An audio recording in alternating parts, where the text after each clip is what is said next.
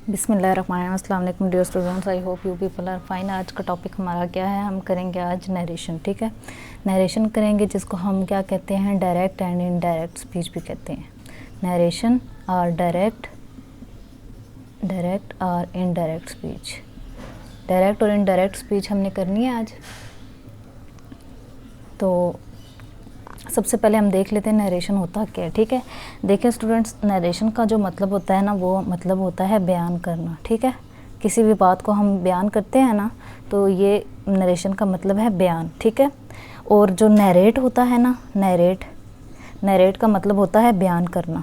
Narration बयान और narrate का मतलब है बयान करना। अच्छा, कोई भी बात होती है हमारे पास तो हम उसको ना दो तरीके से बयान करते हैं। ठीक है, नरेशन का मतलब हो गया बयान और नरेट का मतलब हो गया बयान करना। ठीक है, अच्छा, अब डायरेक्ट स्पीच में क्या होता है हमारे पास, डायरेक्ट स्पीच। सबसे पहले देखते हैं डायरेक्ट स्पीच क्या है और फिर देखते हैं इनडायरेक्ट स्पीच क्या है। तो डायरेक्ट स्पीच में क्या होता है कि हम लोग जो है ना, वो किसी शख्स की कही हुई बात को उसके अल्फाज में बयान करते हैं। ठीक है, we repeat the actual words of the speaker और राइटर। ठीक है, और उनको इन्वर्टेड कॉमास में इस तरह से हम बयान करते हैं। ठीक है, तो मैं आपको इसकी एग्जांपल भी दूंगी। जैसे मैं क्या कहती हूँ, लेट सपोज मैं यहाँ पे कहती हूँ, Kiran says I am all right. Kiran says I am all right. ठीक है, तो डायरेक्ट स्पीच क्या होगी अब हमारे पास यहाँ पे, कि हमने किसी शख्स की कही हुई बात को ऐसे ही बयान कर दिया। ठीक है, जैसे किरण ने कहा कि मैं ठीक हूँ। ठीक है, ये हमारे पास डायरेक्ट स्पीच हो गई। अब देखते हैं हमारे पास यहाँ पे इनडायरेक्ट स्पीच क्या है। इनडायरेक्ट स्पीच,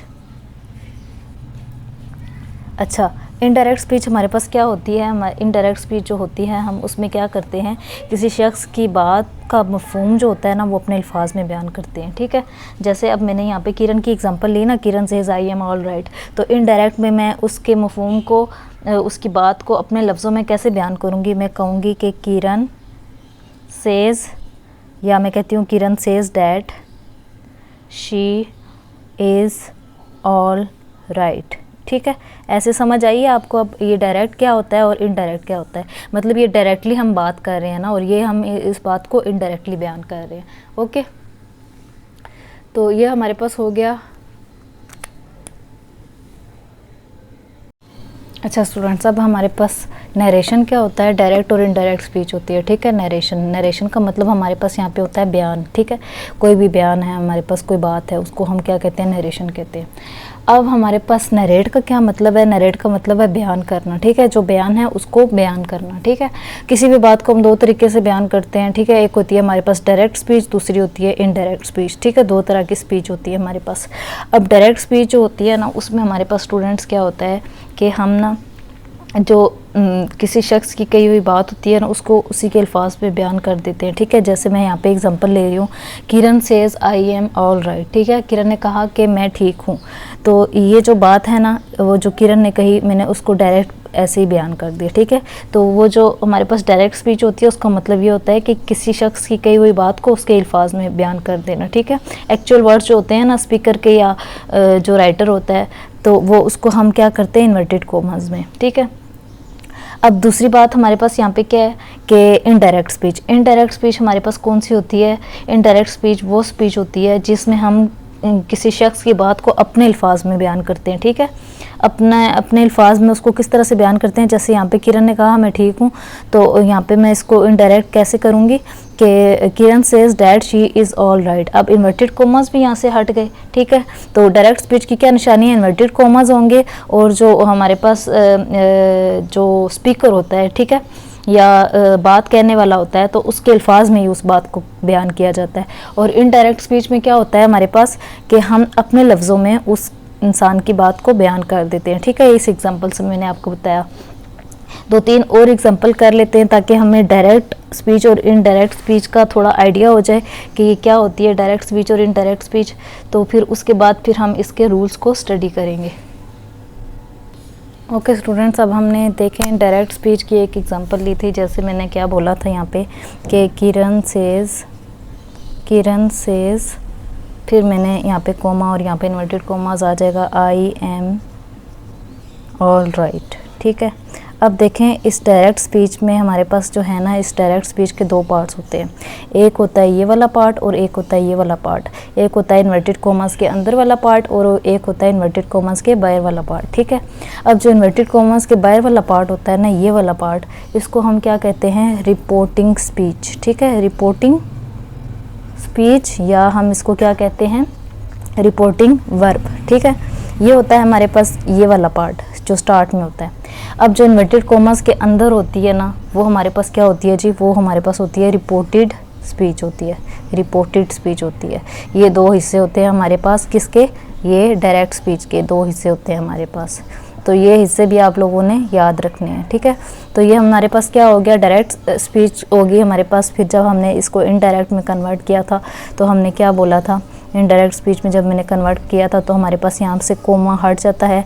तो मैंने बोला था कि Kiran says that she is all right, ठीक है, she is all right. Kiran says that she is all right.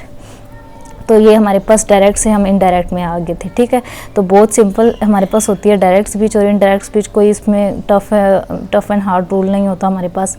हम देखते हैं कि जो है हमारे पास डायरेक्ट होती है, वो जो स्पीकर होता है उसके अपने वर्ड्स में ही होती है। जैसे किरण ने कहा कि आई एम ऑल राइट, तो जो इनडायरेक्ट होती है तो हम उसको इनडायरेक्टली उसके लफ्ज़ों को अपने लफ्ज़ों में बयान करते हैं। Kiran says that she is all right, okay. अब हमने देख ली एक एग्जांपल कि किरण वाली जो हमने देखी है डायरेक्ट और इनडायरेक्ट स्पीच की। तो एक और एग्जांपल हम इसमें से देख लेते हैं ताकि हमें डायरेक्ट इनडायरेक्ट का भी आइडिया हो जाए और रिपोर्टिंग स्पीच का भी और रिपोर्टेड स्पीच का भी आइडिया हो जाए। दूसरी एग्जांपल मैं यहाँ पे कौन सी ले लेती हूँ, मैं कहती हूँ कि नासिर सेड, ये हमारे पास क्या है, डायरेक्ट स्पीच में लिख रही हूँ, ठीक है। I bought, Nasir said I bought a book for you, ठीक है, फॉर यू। ये मैं साथ साथ आपको बता भी रही हूँ, ये हमारे पास क्या है, रिपोर्टेड स्पीच है, ठीक है, रिपोर्टेड स्पीच है। और जो स्टार्ट वाली है वो रिपोर्टिंग स्पीच है, ठीक है, ये रिपोर्टिंग स्पीच है। अब हम इस डायरेक्ट स्पीच को जो है इसको कन्वर्ट करने जा रहे हैं इनडायरेक्ट में। मैं इनडायरेक्ट में करती हूँ इनडायरेक्ट, ये था डायरेक्ट, ये इनडायरेक्ट है, ठीक है। अब मैं लिखती हूँ कि Nasir said that, Nasir said that he had bought a book for you, ठीक है। ये हमने इसको कन्वर्ट कर लिया इनडायरेक्ट स्पीच में, ठीक है। तो इनडायरेक्ट स्पीच में जब मैंने इसको कन्वर्ट कर लिया तो अब हमारे पास क्या होता है, जैसे मैंने एक्टिव और पैसिव में आपको रूल्स बताए थे ना, यूज ऑफ बाय आता है, मेन वर्ब की थर्ड फॉर्म आती है, इसी तरह से हमने इसके भी रूल्स को स्टडी करना है, ठीक है। तो मैं आपको रूल्स बताती हूँ इसमें कौन कौन सा लगेगा जब हम इसको इनडायरेक्ट में कन्वर्ट करेंगे। तो एक तो सबसे पहला रूल हमारे पास क्या है कि no use of inverted commas, ठीक है। जब डायरेक्ट से इनडायरेक्ट में आएंगे तो हमारे पास क्या होगा कि हमारे पास कोई इन्वर्टेड कोमा नहीं लगेगा। देखिए यहाँ पे मैंने इन्वर्टेड कोमा हटा दिया, ठीक है। No use of inverted commas, एक रूल हमारे पास ये हो गया, no use of inverted commas, सबसे पहला रूल। सेकंड रूल हमारे पास क्या है कि यूजेज ऑफ डैट, मतलब डैट का यूज़ किया हमने। देखिए यहाँ से नासिर सेड, आगे मैंने डैट लगा दिया, हर सेंटेंस में इस तरह से डैट आएगा, ठीक है। जहाँ चेंजिंग होगी वहाँ पे मैं आपको साथ साथ बता दूंगी। यूजेज ऑफ डैट, अच्छा डैट का यूज़ आ जाएगा हमारे पास, दूसरा रूल हो गया। अच्छा तीसरा रूल हमारे पास क्या है कि change of tense in reported speech, ये रिपोर्टेड स्पीच होती है हमारे पास, यहाँ पे टेंस चेंज भी हो सकता है, ठीक है। तो जैसे यहाँ पे I bought a book for you, यहाँ पे मैंने हैड का यूज़ किया, he had bought a book for you, ठीक है। तो इस तरह से हमारे पास तीसरा रूल क्या होता है कि हमारे पास चेंज आ जाता है टेंस में, ठीक है। चेंज आ जाता है टेंस में, किस हिस्से में, रिपोर्टेड स्पीच वाले हिस्से में। तो ये हमारे पास कौन सा रूल हो गया, तीसरा रूल हो गया, change of tense in reported speech, ये हमारे पास तीसरा रूल हो गया। अच्छा चौथा रूल हमारे पास क्या है कि यहाँ पे हमारे पास एक और चीज़ ये आती है कि कौन सी चीज़ आती है कि जैसे यहाँ पे आई बाउट अ बुक लिखा था तो यहाँ पे मैंने लिख लिया ही बाउट अ बुक, ठीक है। चेंज ऑफ प्रोनाउन, ठीक है। तो ये हमारे पास चौथी चेंजिंग कौन सी आ गई जी, चेंज इन प्रोनाउन, प्रोनाउन में भी चेंज आता है हमारे पास यहाँ पे। पांचवी चीज़ हमारे पास क्या है कि चेंज इन टाइम, ठीक है। अगर कहीं पे कोई टाइम यूज़ हो रहा है, जैसे मैं आपको वो सारी चीज़ें बताऊंगी, जैसे टुमारो भी चेंज हो जाता है नेक्स्ट डे में, इस तरह से ये सारे एक पूरा टेबल मैं आपको बताऊंगी साथ साथ। तो ये हमारे पास पांचवा जो रूल है वो है चेंज इन टाइम, टाइम में भी चेंज आ जाता है। ये 5 रूल आप लोगों ने याद रखने हैं, ठीक है। कौन कौन से रूल है हमारे पास? एक तो हमारे पास कोई यूज़ नहीं होता इन्वर्टेड कॉमास का, दूसरा हमारे पास यूज़ होता है डैट का, ये डैट लाजमी लगता है। फिर आता है चेंज आ जाता है टेंस के अंदर, रिपोर्टेड स्पीच वाले पार्ट के अंदर हमारे पास चेंज आ जाता है। अच्छा, फिर चेंज आ जाता है प्रोनाउन में और चेंज आ जाता है टाइम में। ये 5 चीज़ें आप लोगों ने अपने जहन में रखनी है, ठीक है। तो रिपोर्टिंग वर्ब जो होता है ना, वो हमारे पास क्या होता है कि पास्ट और फ्यूचर में, ठीक है, वो चेंज नहीं होता। रिपोर्टिंग वर्ब, ये रिपोर्टिंग वर्ब है हमारे पास, पास्ट और फ्यूचर में ये चेंज नहीं होता, ठीक है।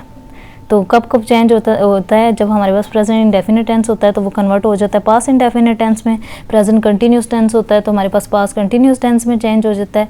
प्रेजेंट परफेक्ट टेंस होता है तो वो पास्ट में परफेक्ट में चेंज हो जाएगा, और प्रेजेंट परफेक्ट कंटिन्यूस होगा तो वो पास्ट परफेक्ट कंटिन्यूस में हो जाएगा, ठीक है। तो ये थी हमारे पास कुछ एग्जांपल और कुछ रूल्स थे हमने जिनको स्टडी किया। अब हम देखते हैं कि जो हमारे पास डायरेक्ट और इनडायरेक्ट स्पीच को चेंज करने के लिए हमारे पास हमें किन किन चीज़ों से जो है हमारा वास्ता होता है, ठीक है।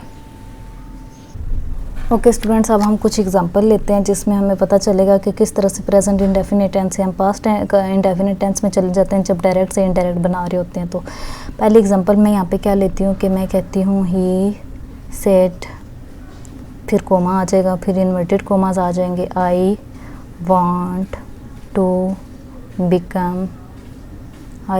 बिकम अ गुड टीचर, ठीक है। अब मैंने ये हमारे पास है डायरेक्ट स्पीच, इसको इनडायरेक्ट में कन्वर्ट करना है। मैं क्या कहूँगी कि he said that he wanted to become a good teacher, okay. अच्छा, अब क्या करना है हमने देखना है, देखें ये हमारे पास प्रोनाउन की चेंजिंग आई, ये हमारे पास टेंस की चेंजिंग आ गई वांटेड, ठीक है। प्रेजेंट से हमारे पास पास्ट में ये आ गया, और ही सेड डैड का यूज़ आ गया। वो सारे रूल हमने यहाँ पे देख लिए। जब टाइम आएगा तो टाइम वाला रूल भी हम इसमें देख लेंगे, ठीक है। तो ये थी हमारे पास पहली एग्जांपल। दूसरी एग्जांपल देख लेते हैं। इसी तरह से टेंसेस की चेंजिंग आएगी हमारे पास। तो दूसरी एग्जांपल हमारे पास क्या है जी, यहाँ पे मैं यहाँ पे क्या कहती हूँ कि he said I am playing. देखें अब यहाँ पे कंटिन्यूस आ गया, ठीक है, प्रेजेंट कंटिन्यूस टेंस आ गया। I am playing football. Tenses आप लोगों को आते हैं पहले से, तो आप लोगों के लिए मुश्किल नहीं होगी, क्योंकि लास्ट लेक्चर में मैंने आप लोगों को टेंसेस समझा दिए थे। तो डिस्क्रिप्शन में मैं लिंक भी दे दूँगी, आई बटन पे भी आपको लिंक दे दूँगी, तो आप लोग वहाँ से देख लीजिएगा। He said I am playing football, ये प्रेजेंट कंटिन्यूस टेंस है, ठीक है। तो इसको हम जब इनडायरेक्ट में कन्वर्ट करेंगे तो मैं क्या कहूँगी, ही सेड डैट का यूज़ आ गया, ठीक है। इसके बाद आ गया ही में कन्वर्ट हो गया, ये आई प्रोनाउन जो है वो चेंज हो गया। इसके बाद टेंस भी चेंज हो जाएगा, he was playing, past continuous tense में चेंज हो गया, ठीक है। ही वॉज प्लेइंग फुटबॉल, ये हो गया हमारा दूसरी एग्जांपल। तीसरी एग्जांपल हम यहाँ पे ले लेते हैं। तीसरी एग्जांपल में क्या कहती हूँ कि इसी तरह से टेंसेस की चेंजिंग होगी, ठीक है। तीसरी एग्जांपल मेरे पास आ जाएगी, ही सेड, इधर कोमा आता है, इधर इन्वर्टेड कोमा आता है, आई हैव, अच्छा ये परफेक्ट में आ गया अब, ठीक है। I have played football, present perfect, ठीक है। एंड पे इन्वर्टेड कोमास, ये डायरेक्ट स्पीच है, ये सारी डायरेक्ट स्पीच है और ये इनडायरेक्ट स्पीच है, ठीक है। इसी तरह से ये डायरेक्ट स्पीच है, इसको मैं कन्वर्ट करने जा रही हूँ इनडायरेक्ट स्पीच में। तो मैं इसको कहूँगी कि ही सेड डैट आ गया, जो ही इन्वर्टेड कोमा हटेगा, ये कोमा हटेगा तो यहाँ पे आ जाएगा डैट, ठीक है। ही सेड डैट ही, देखें आई ही में कन्वर्ट हो गया ही। अब ये जो स्टार्ट वाला होता है ना, इसको देख के हमने इसको प्रोनाउन को चेंज करना होता है। He said that he had played football, ठीक है। अब ये देखें, ये पास्ट परफेक्ट में चेंज हो गया, प्रेजेंट परफेक्ट में था तो पास्ट परफेक्ट में चेंज हो गया, ये चेंजिंग आ गई। He said that he played football, ठीक है। ये थी हमारी तीसरी एग्जांपल। एक और एग्जांपल कर लेते हैं।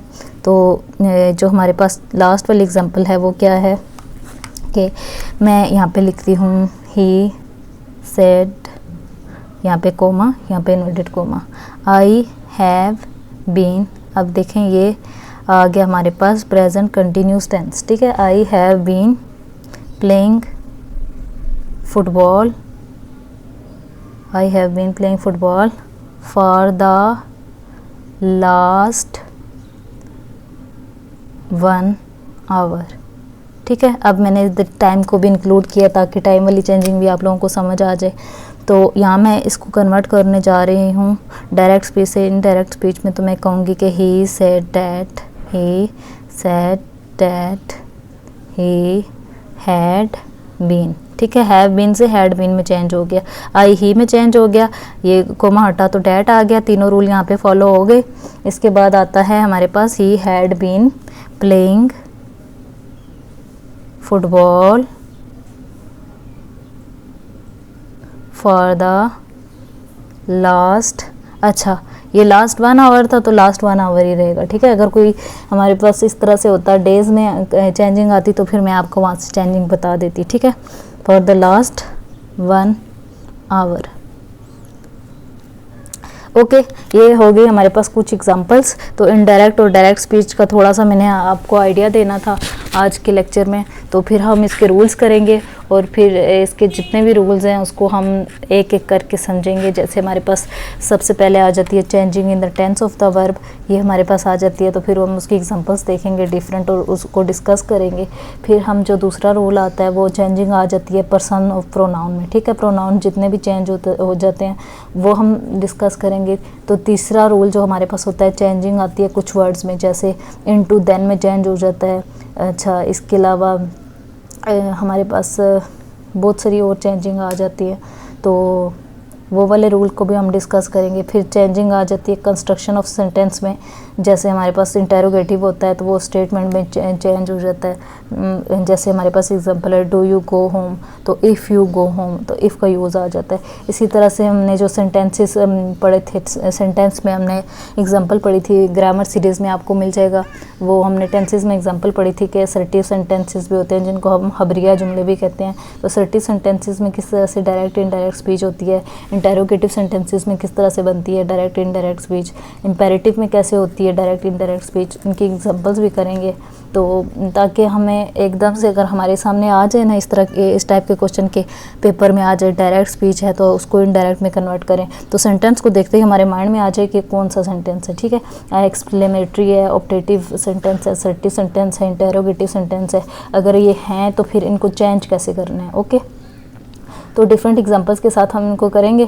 फिर हम पैसेज में भी देखेंगे कि किस तरह से नरेशन चेंज हो जाती है। तो पैसेज के साथ साथ फिर हम उसकी डिफरेंट एग्जांपल्स देखेंगे, उसको डिवाइड करेंगे चीज़ों में, ठीक है। तो ये इस टाइप से हम इसको नरेशन को समझने की कोशिश करेंगे कि ताकि FSC वालों को, BSc वालों को, MSc वालों को, या किसी ने कोई एंट्री टेस्ट देना है या किसी ने कोई ऐसा टेस्ट देना है कि कॉम्पिटिटिव एग्ज़ाम देना है, तो सबके लिए ये चीज़ें आसान हो जाएं, ठीक है। आज का लेक्चर जस्ट इंट्रोडक्शन था, तो आई होप आप लोगों को समझ आया होगा। अगर चीज़ें आपको इजी लग रही हैं अपने बाकी फ्रेंड्स के साथ भी शेयर कीजिएगा और मेरा चैनल भी ज़रूर सब्सक्राइब कर दीजिएगा। जज़ाकल्लाह खैर। और इसकी प्रैक्टिस भी ज़रूर करनी है आप लोगों ने।